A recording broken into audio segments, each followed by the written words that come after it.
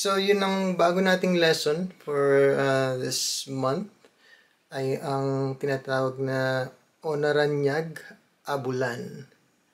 At ito ay isang Ilocano song, traditional song.